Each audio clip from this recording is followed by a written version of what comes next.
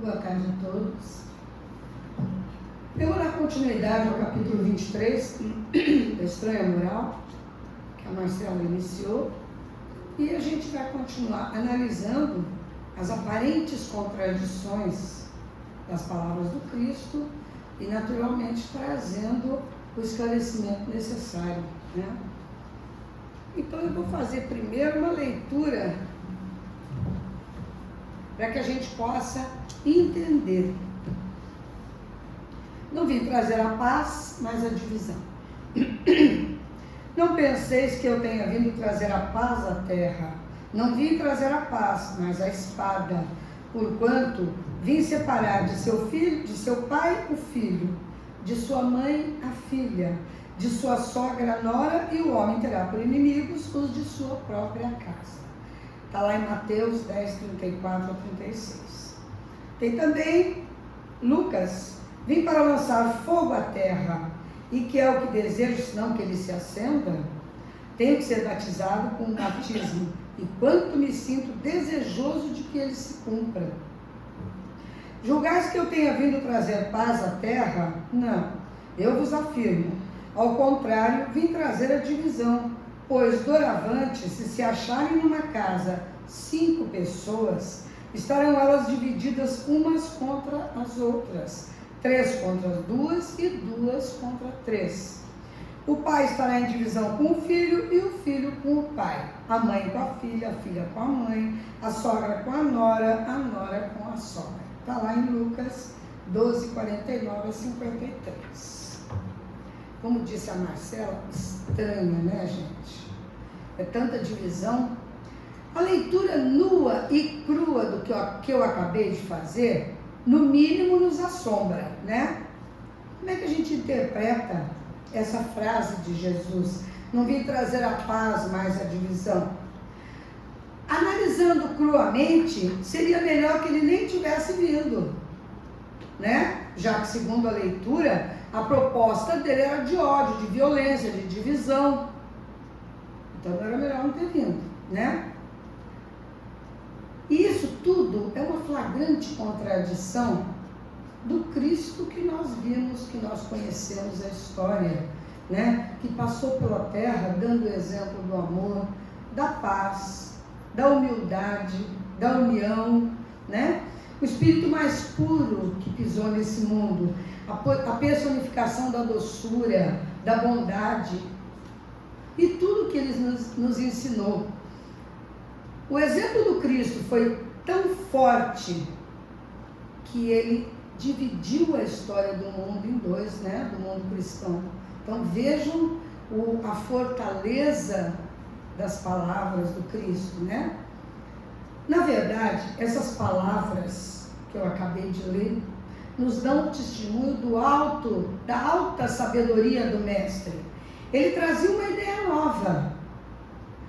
Era toda de amor e bondade, só que ela batia de frente, ia de encontro ao abuso dos escribas, dos fariseus, dos sacerdotes, né?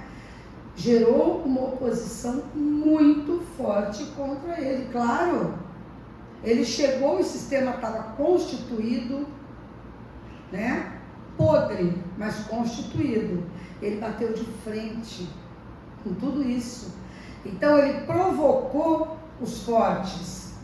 Claro que isso culminou com a morte dele, né? Mataram o Cristo, achando que matando o homem, matava o que ele pregou. Lê do engano, né? A ideia dele foi aí que frutificou, que fortaleceu e deu no que deu até hoje, né? Essa ideia sobreviveu à sua morte porque ela era verdadeira, se engrandeceu, se espalhou, enfrentando muitas lutas, como a gente sabe através da história, né? Quando ele diz, não vim trazer a paz, mas a divisão, ele quis dizer, não acreditem que a minha doutrina vai se espalhar pacificamente, vai se estabelecer na paz. Muito pelo contrário, realmente foi o que aconteceu, né? Ela não se estabeleceu na paz. Ela trará lutas sangrentas, tendo como pretexto o nome do Cristo, né? E os homens, infelizmente, não compreenderam ou não quiseram compreender. Pessoas da mesma família, separadas pela crença, desembanharão, ele dizendo, espadas umas contra os outros, reinando a divisão no seio das famílias. Até hoje, nós notamos esse tipo de coisa. Dentro de uma mesma família, existem muitas vertentes religiosas. Existem aqueles que aceitam a vertente diferente da sua, mas muitos, a gente chama de fanáticos até, não aceitam. A verdade é a minha religião, é a verdade do Cristo. Fora essa não existe outra. Então divide a família, claro que divide, né? Eu lanço fogo à terra para que dela desapareça erros, preconceitos, como se coloca fogo em um campo para destruir as ervas más. E quanto mais rápido esse fogo se acenda, mais rápida será a depuração e mais rápida a verdade triunfará. Então ele fez essa analogia, né? Quem mexe com campo, essas coisas sabe, você bota fogo no mato, é muito mais fácil do que ficar capinando, não é assim? A verdade triunfará muito mais rápido. E finalmente a paz triunfará sobre as guerras. A luz da fé esclarecida triunfará sobre as trevas do fanatismo. Ele pronunciava isso, né? Infelizmente, os adeptos da nova doutrina não entenderam as palavras do mestre.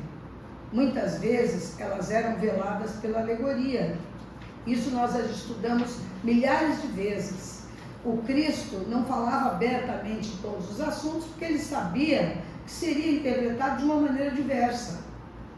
Se ele falasse por parábolas, aos poucos a gente iria entender como aconteceu. Assim nasceram numerosas seitas, numerosas vertentes religiosas, todas elas pretendendo possuir a verdade. Todas. Cada religião hoje que existe diz que a verdade está com ela, né? Como se o Cristo tivesse passado procuração para cada um falar em seu nome, né? E até hoje a gente briga por causa disso. E quanta briga que tem por causa disso, né? É um fato que as guerras religiosas foram as mais cruéis. E nenhum outro tipo de briga se viu tanta crueldade e barbárie. Então, quando os homens se cansarem de um combate sem resultado, que traz somente perturbação e desolação, se voltarão para os verdadeiros interesses com relação a esse mundo e ao outro. Porque o que a gente vê é muita coisa, teve no passado e tem ainda. Muitas dissidências, muita briga em nome do Cristo, que não tem nada a ver com Cristo. Interesses mundanos, interesses acima de tudo materialistas, que provocam essas dissidências, mas que para dar um papel, vamos dizer, diferente, se diz em nome do Cristo, né? Então todos se porão sob a mesma bandeira, a da caridade, e as coisas serão restabelecidas de acordo com a verdade e os princípios do Cristo.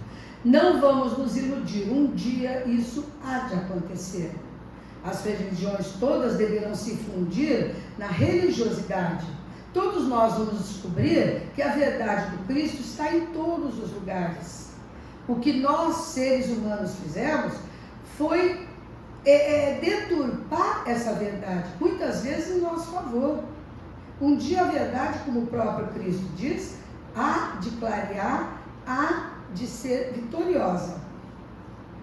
Kardec reforma essa afirmativa dizendo que o Espiritismo veio realizar as promessas de Jesus e da mesma forma enfrentou e enfrenta a oposição. Agora, não sanguinolenta, não tão brava, né? Mas de ordem moral. Hoje ela é muito mais de ordem moral, essa oposição, e deve durar menos do que as que o cristianismo enfrentou. Porque a luz, em vez de partir de um único ponto, como era antigamente, hoje ela irrompe de todos os pontos do globo e abrirá mais de pronto os olhos que até então estão cegos. Muito obrigada.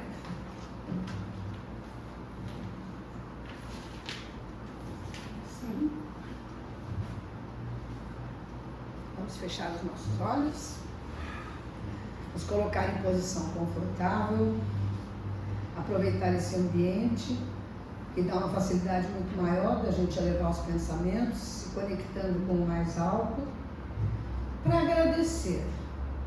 Normalmente a gente pede, mas aqui a gente vai agradecer.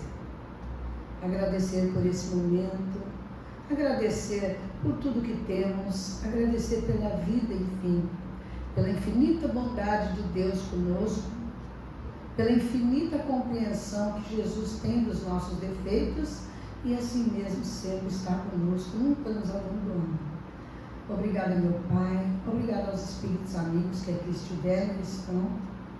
Nós só temos a agradecer mais uma vez, que assim seja.